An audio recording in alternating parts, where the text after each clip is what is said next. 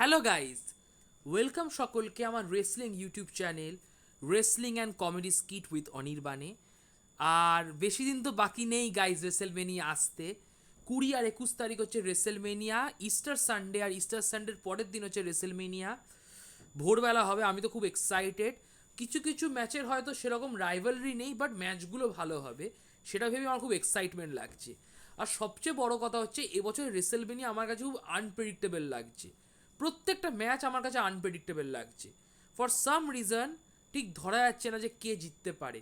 So আনপ্রেডিক্টেবিলিটির জন্য plus একটা potential ভালো ম্যাচের জন্য আমার এক্সাইটমেন্ট কিন্তু তুঙ্গে রয়েছে। হাউএভার কিছু কিছু ম্যাচের বিল্ড আপ সেরকম হয়নি, সেগুলো সব আমি ডিসকাস করব এই ভিডিওতে।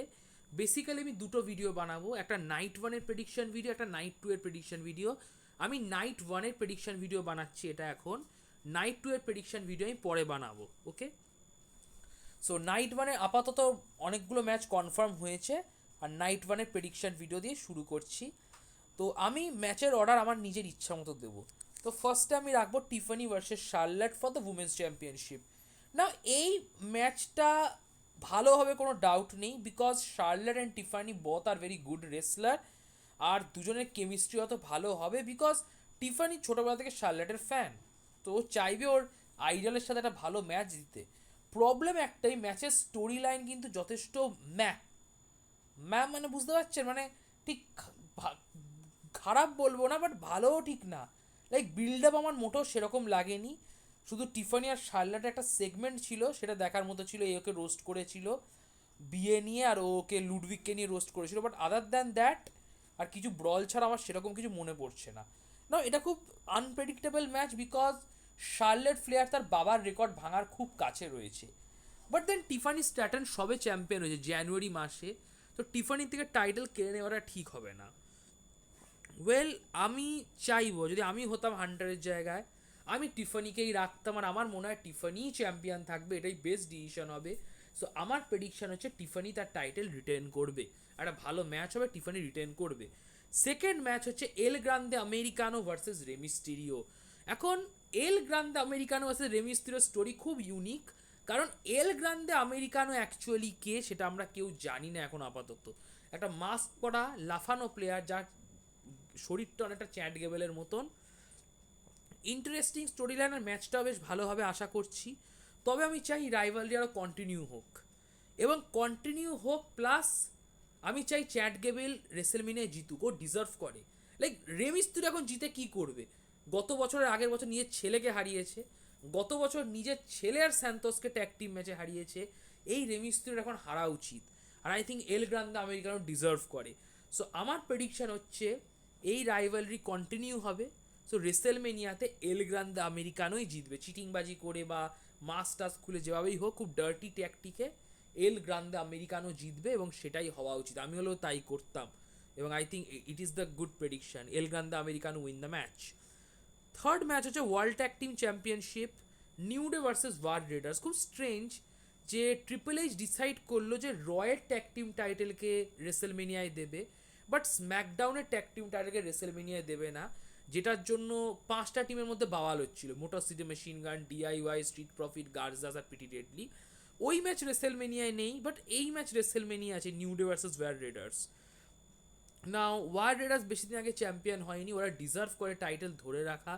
বাট দেন নিউ ডে হিল হলো কেন যদি ওরা টাইটেলই না জেতে? সো প্লাস বিগি রিটার্ন করবে না, আমি আশা রাখি না যে বিগি রিটার্ন করবে।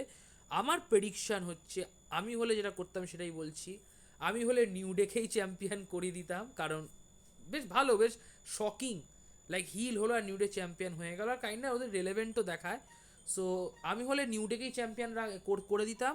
And my prediction is also New Day win the match. এটাই আমার প্রেডিকশান, যে নিউ ডে জিতছে ওয়ার রেডার্সকে হারিয়ে।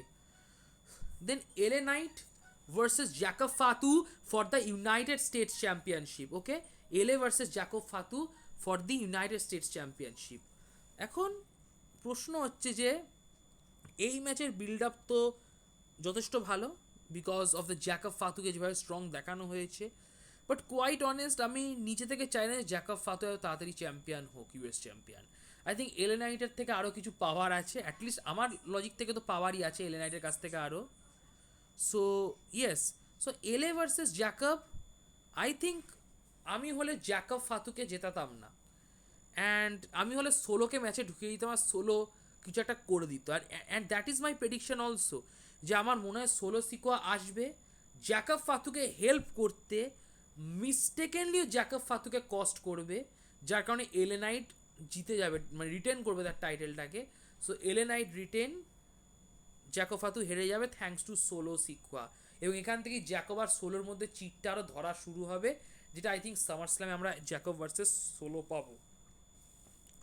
নেক্সট ম্যাচ আমি রাখতাম J Uso versus Gunther, world heavyweight championship match. এখন জে উসো ভার্সেস গুন্থারের কিন্তু বিল্ড আপ সেরকম ছিল না, হাউ এভার জিমি উসোকে গুন্থার যেভাবে কেলিয়েছে তারপর থেকে এই বিল্ড আপ বেড়ে গেছে। অ্যান্ড আই থিঙ্ক এখন সবাই যে গুন্থারের কাছ থেকে টাইটেল চলে যাক, বিকজ গুন্থার যেটা করেছে জিমির সাথে ঠিক করেনি। অ্যান্ড আই থিঙ্ক জে উসোর এবার চ্যাম্পিয়নশিপ জেতা উচিত। জে উসোর যা ফ্যান ফলোয়িং, আই থিঙ্ক এইটাতে না জিতলে আর জে উসোকে কেউ সিরিয়াসলি নেবে না। সো আমি বলে জে উসোকে জেতাতাম, and my prediction is also Jey উসোকে জেতাবে Triple H finally. Jey Uso should beat Gunther, should কেন, ওটা হওয়া উচিত, একটা আন্ডারডগ স্টোরি।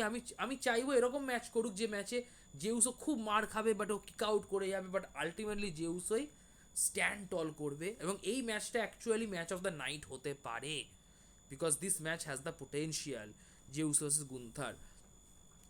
সো জে উসোকে আমি চ্যাম্পিয়ন প্রেডিক্ট করলাম, যে নিউ চ্যাম্পিয়ন হবে গুন্থারকে হারিয়ে। The second last match Jade Cargill versus Naomi, আমি এটাকে সেকেন্ড লাস্ট ম্যাচ একটা কারণেই রাখছি, কারণ জে উসো ভার্সেস গুন্থার আর রোমানের ট্রিপল থ্রেটের ম্যাচে একটা টয়লেট ব্রেকের ম্যাচ থাকা দরকার। সেই টয়লেট ব্রেকের ম্যাচটা হচ্ছে আমার কাছে জেড কার্গিল ভার্সেস নিওমি। লাইক আমি একটু এক্সাইটেড নই জেড কার্গিল ভার্সেস নিওমির জন্য। ইয়েস, এদের রাইভালরি স্টার্টিং তো খুব ভালো ছিল, যে জেড কার্গিলকে কে ব্যাক স্টেজে কেলিয়েছে, যে যার জন্য জেড কার্গিল 9 মাস ছিল না, দানা গেল নিওমির একটা ডিফারেন্ট রূপ আমরা দেখতে পেলাম। আই থিঙ্ক বিয়াঙ্কা ওই রাইভালরিতে হয়তো ইনভলভ হতো, বাট দেন বিয়াঙ্কা ওইদিকে ইও আর মামির কাছে চলে গেল ইওর টাইটেল নেওয়ার জন্য। সো এখন কমপ্লিটলি এটা Naomi versus Jade Cargill 1-on-1, and আমি হলে নিওমিকে জেতাতাম, বিকজ নিওমির ক্যারেক্টারটা আমার বেশি ইউনিক লাগছে, আর আমি একটু ভিলেনদেরকে বেশি পছন্দ করি বরাবরই, কারণ আমি নিজেও কাইন্ড হিলিশ রিয়েল লাইফে। But my prediction is actually Z Kargil জিতছে, কারণ জেড কার্গিলকে যেভাবে ডাব্লিউডব্লিউই প্রেজেন্ট করে, তো জেড কার্গিলকে হারাবে বলে আমার মনে হয় না। Now the last match, Seth Rollins versus CM Punk versus Roman Reigns, triple threat match. Paul হেম্যানের ফেভার রয়েছে, এখন রলিন্সকে নাকি ফেভার করবে অ্যাপারেন্টলি, যেটা কোনো সেন্স নেই সামহাউ, ঠিক আছে, but this rivalry is actually amazing. But problem হচ্ছে যে আমার একটা টাইম খুব ফোর্স লেগেছিল রাইভালরিটা, যে অ্যাকচুয়ালি রলিন্স আর পাঙ্কের রাইভালরি ছিল, বাট সামহাউ রোমানকে ইনভলভ করে দিল এরা, বিকজ সার্ভাইভার সিরিজে রোমান আর পাঙ্কের ভিউয়ার দেখে, মানে এত লোক দেখেছে রোমান পাঙ্কের segment. But I don't know, like Rollins versus Punk হলে মেক সেন্স হতো, but then Rollins versus Punk হলে সেটা মেন ইভেন্ট হতো না, জাস্ট একটা রাইভালরি হতো। রোমান ভার্সেস পাঙ্ক যেহেতু এতে ঢুকেছে, রোমান ঢুকে গেছে, তাই জন্য রোমান আর পাঙ্কের মধ্যে একটা পল হেম্যান ইস্যু চলে এসছে, এবং যেটার জন্য এটা আরও বেশি সিনেম্যাটিক লাগছে, কারণ অ্যাপারেন্টলি পল হেম্যান কিন্তু রোমানের সাইডে না, সিএম পাঙ্ক ফেভার চেয়ে বসে আছে যে পল হেম্যান ওর সাইডে। So this make the match even more interesting, যে কী হতে চলেছে এই ম্যাচে।